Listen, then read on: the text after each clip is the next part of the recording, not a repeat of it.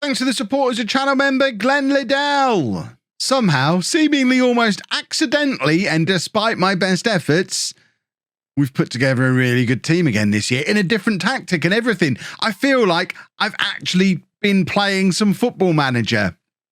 This is all very disconcerting.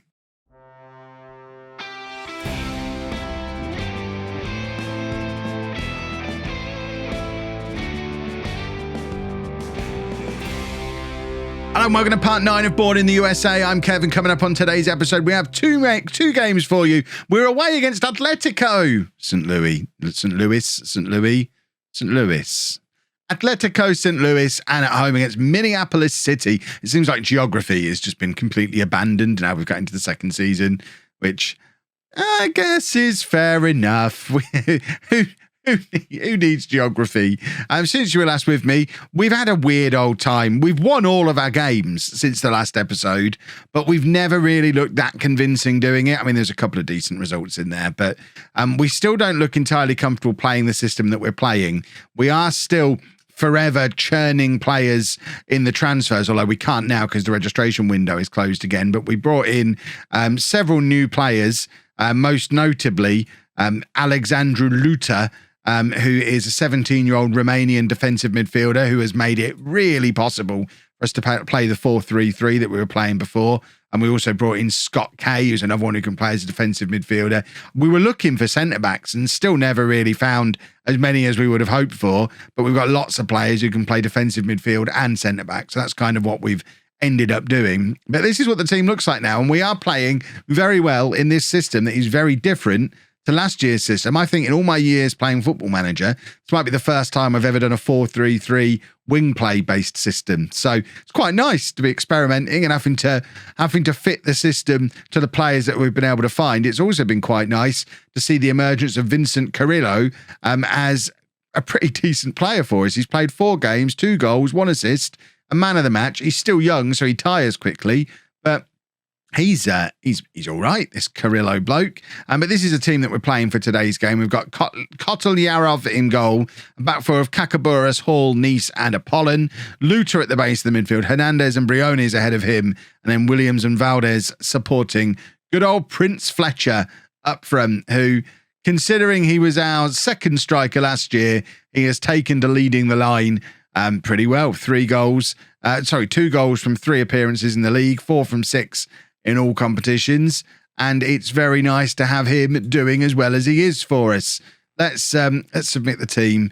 Let's have a look to see how good Atletico are. It's another one of these brilliant situations where I'm assuming Club Atletico St. Louis is just we're nicking the name situation, similar to some of the other ones we looked at. The Vasco, I think, was it Bridgeport, Vasco da Gama we looked at the other day. I think it's another one of those situations. Well, I would be delighted if this is an actual Atletico Madrid feeder club, but I suspect down in Tier 9 it's not. It's only Bourne who are crazy enough to have a feeder team in the lower reaches of the American football pyramid. Valdez on the right-hand side, early on in this game, just 10 minutes on the clock. Hernandez plays it out to Apollon. I'm never going to get tired of saying Apollon in one of my videos. I hope we can keep him forever. And then Kakaburas plays it forward to Williams. Williams back to Kakaburas again, who slots it through to Briones, who's darted forward from his Mazzala position, got himself fouled for the penalty, and it's going to be Prince Fletcher with the opportunity to put us 1-0 up. Only 11 minutes on the clock. We're in the weird prison football ground again today, and the penalty is saved. Fletcher's first to the rebound, plays it out wide to Valdez, who crosses, and Briones with the header into the arms of the goalkeeper, who'd recovered from his penalty save and got back up ready to make another useful stop. I'm not very happy with the fact that we've managed to miss 2 good opportunities as part of the same move there, and having our main striker, our only striker really, miss a penalty doesn't bode well either. Fletcher with the in-swinging corner. Who needs a penalty? We can do corners all day long. Hall with his first ever goal for Bourne on 34 minutes. It was Fletcher with the in-swinger, the slam dunk corner, and Hall is there to head it into that near post, or just inside the near post, in fact, to put us 1-0 up. It's interesting to see as well, Rhode Island are going win for, or have been going win for win with us so far. Although it looks like they're losing at the moment, because we're suddenly opening up a little gap on us. We'd both won 7 from 7 at the start of the season going into today's game, but Rhode Island are now 3 points behind us. I have to check if they're actually playing, but I'm assuming they are. So this could see us start to just have the early stages of opening up a little gap at the top of the table. Although, as I was saying, we're not steamrolling teams. We're not as impressive as we were last year, but we are still picking up results. I mean, Prince Fletcher is in with his 5th goal of the season at the prison car park end. I imagine that's what they call it here at Atletico, the prison car park end. Then you've got the ambulance car park, prison car park, and I mean, but there's the prison. It's complicated, this stadium, but we play it so often. This stadium that has no fans. So that's the prison. So I guess this is the prison car park end.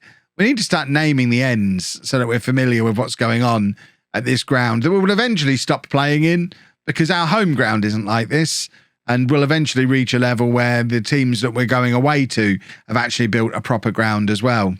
But today is not that day, and we've got a free kick on the edge of the area, completely central. Hernandez is going to score here, I think, or else why would we be seeing the highlight? He has scored. Rhode Island are 3-3 at home to TSF. We've just gone 3-0 up thanks to an excellent free kick. It was very, very central. It is completely in line with the penalty spot, and the goalkeeper should be doing a little bit better from there. You shouldn't be conceding free kicks from that kind of range. It's a very difficult free kick to get up and over the wall and then get it back down below the crossbar. And because of that, he's not gone into either of the corners. The goalkeeper should be doing better with that, but he didn't. Silly old goalkeeper. Right, we're just going to make a triple substitution and confirm subs, and fingers crossed, just continue cruising towards another victory. I was saying Rhode Island must have lost the last game before I hit record. They had been going win for win for us with a little while, but it looks like it's now 4-4 in the Rhode Island TSF game, which is absolute madness. But that does leave us a little bit of a gap at the top of the league. There's 2 teams that go up automatically from this level, and then 3 teams into the playoffs again. I think last year it was 1 automatic, 2 into the playoffs. So it's a little bit easier to get out of this division as well. And as it stands at the moment, 8 games in, we are looking pretty good to secure another promotion. Although, obviously, off the pitch, there's disasters happening. We're hemorrhaging money left, right and centre. We're well over our wage budget. And we do need to try and figure out a way to bring a little bit of cash into the club. A cup run would be nice, but I think we're probably a little bit too early in our progress as a football club to be hoping for any kind of money-spinning cup run. But Kotolyarov makes the save from the I would assume the final attack of the game for Atletico. And Briones, who's had a very good game, is in again, and he's got his 5th goal of the season from central midfield. He has been a very, very important signing. Mazzala's work in Tier 9. You've heard it here first. I've never used a Mazzala this low down the pyramid before, but we were left with no choice, really. We've only got 1 striker.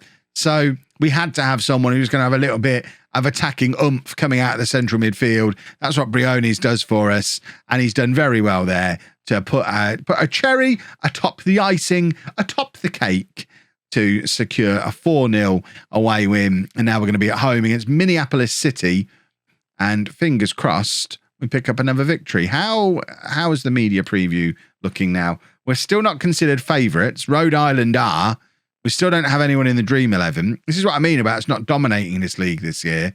But Tormenta FC are the huge odds-on favourites. And then Rhode Island and us, we've moved up to 3rd because of our strong start. But Rhode Island and Tormenta are the 2 teams who are up there with us. So we need to keep an eye on them. This isn't over and done with yet. Sooner or later, we're gonna start losing some games. In fact, that's the guy we were trying to sign all summer. I think. Is that the guy we were trying to sign? It might be, but it looks like he is going somewhere. He's going to Patriotas Cordoba. Who the heck are they? Are they in America? No, they're in Mexico. So he's off to Mexico. So he's not going to be a problem after January. That's handy because he's their best player. He's not actually. This guy is. Maybe we steal him. Am I that much of a monster? We'll see how they get on. It's starting to occur to me that America's actually a very big country, isn't it? I mentioned Minneapolis not being geographically close to Massachusetts, which, I mean, it's not. It's 1,431 miles away, which is, for those of us in the UK who are struggling with the concept of that, that's like going Land's End to John O'Groats and then halfway back again. That's a stupendous distance. But actually, looking at a map, it's not even halfway across. That takes 21 hours. A flight is 7 hours, but I assume that's because of a stayover somewhere. Martha's Vineyard, so we've got to get a boat out to Martha's Vineyard, and then we can fly from there to Minneapolis. How is that the nearest airport on a little island? That seems ridiculous. Train is going to take a day and a half. There's a train station called Peter Pan. That's amazing. But America, I mean, breaking news for some of you, I'm sure. America, big country. And on that bombshell of geography news, we've made one change for the team to face Minneapolis City, who presumably are going to be tired. After all that travelling, Carrillo is fit enough to come back in, so Hall drops down to the bench. Otherwise, it is the same 11 that you just saw in that last game, mainly because we don't really have anything beyond that 11. So if things do start to go wrong, we are going to have a problem. If Prince Fletcher gets injured, we have a big problem. But fingers crossed that doesn't happen. Minneapolis are down in 9th place in the league as it stands. And it's lovely to be playing football in a football ground again. Although we've not got a lot of fans in. Not many fans from the away end either. Briones has done brilliantly there. I tell you what, he's our best player now, Briones. That goal, I mean, Fletcher's name is the one that goes on the score sheet.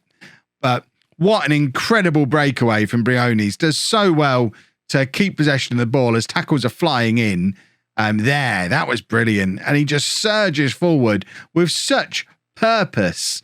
What a signing. Let's just have a little look at him in a little more detail. Diego Briones, still only 17 years old, 4-star current ability, 5-star potential ability player, so much better than every other midfielder we've got in the squad. He played a full season for Greater Lowell United last season in this league, only scoring 2 goals, only averaging a 6.65. I can only assume he was being played in a role that didn't take advantage of his attacking awesomeness to the same extent that we are this year. And the fact he was only 16, he's still only 17 now. So I guess he's had a year to get a little bit better.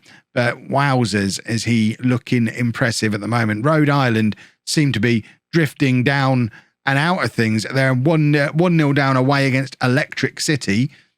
And yeah, it looks like we're creating a little bit of a gap at the top of the league. If we have got any American geography experts in, is the Atlantic League geographically roughly still sort of make sense, or are there teams in it that just make no sense at all?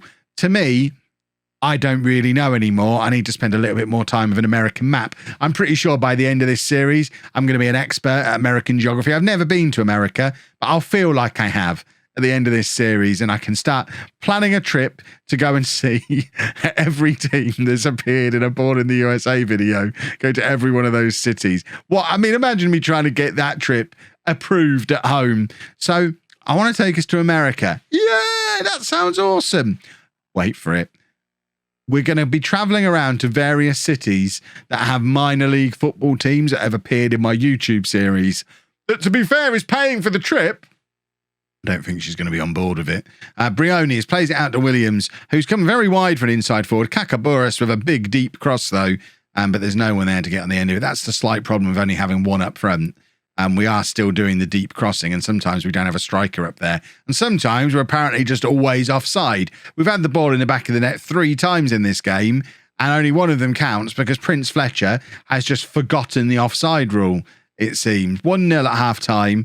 We're going to keep doing what we've been doing, and we're also going to be checking in on how both Rhode Island and Tormenta FC are getting on, because they're the two that we need to be keeping a little bit of an eye on. Briones plays it across to Hernandez into Fletcher. Williams, it's a lovely little pass from Fletcher. It's bobbled free to Valdez, and we grab our second goal, and that had tier 9 written all over it. It's some very poor defending from Minneapolis and some terrible goalkeeping, but we're not going to be complaining about any of that. Fletcher's pass is a lovely little pass, but that tackle was an odd one, and the goalkeeper Didn't really seem to know if he was coming or going. It's 2-0 now to Bourne, and Tormentor, I think, are winning their game. See, there's a team just called Torch. Where might they be? I need to know where. I mean, Tormentor's a great name for a team. They're 1-1. No, so they're 2-1 down now against Atlantic City.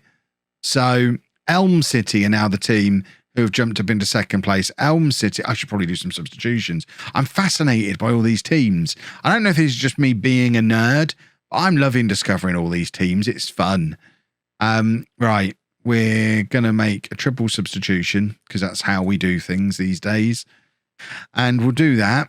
And now I'm going to continue working out what else. So Elm City, 3-0 up over Kingston. Where is Elm City? Let me know down in the comments. Are you from Elm City? It sounds like a great name for a city.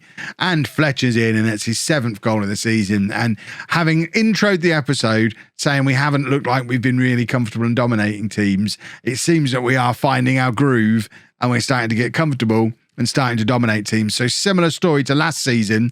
If it is starting to look like we're going to run through this season relatively easily, I'm not going to drag it out over 8, 9, 10 episodes the way I would if it was a little bit more unpredictable. If it looks like we're going to be going up, I'll show you the big cup games, I'll show you the important league games, and we'll look to get through the season in probably 3 or 4 episodes, because there are going to be plenty of times in a series, especially with the financial problems we're already having and we're going to have. There's going to be plenty of times where we have some very challenging seasons. And what I don't want to do is spend 30 or 40 episodes of just winning all the time before we get to them. The challenge is definitely coming, unless I am just the greatest football manager in the history of the world. Surely I'm not. Might be. 4-0 up. Prince Fletcher makes it 8-0. And it's all going really rather well. Currently 7 points clear at the top of the league after 9 games, 9 points clear of the playoffs, of the not being automatically promoted. It looks like even at this early stage, we can probably safely say we're definitely going to be involved in the playoff, in the promotion picture, not the playoff picture. We should be going up automatically, but we're 10 points clear of Tormentor. I think it is. We've dropped down to 5th place or 6th place, or whatever it is, the position that's just outside of the playoffs. So things are looking good. And on that note, we will have a look at the schedule. FA Euro, I don't think is a particularly interesting team. Have we already been knocked out of the... Oh, see, we were already knocked out of the big cup. Have we only got the FA Vars now to compete in as the competitions? So we've already been knocked out of the Lamar Hunt US Open. So our big cup run isn't really on. I'm not going to show you FC Euro. If we get past them, we'll perhaps come back for the 4th round and a team and a game somewhere around it. Otherwise, we'll look to pick out the better teams. Rhode Island are there, so we're not going to show you that one. Tormentor, though, in January, that would probably make sense as a point to come back. We get a bunch of games done. The transfer window is open again. We'll get more of an idea of how disastrous the money situation is getting, and we play against one of our promotion rivals. So I think we'll probably be back tomorrow for Tormentor. If you've enjoyed that, please make sure you leave a nice big thumbs up on there for me. Subscribe to the channel for daily Football Manager videos. And thank you very much for watching.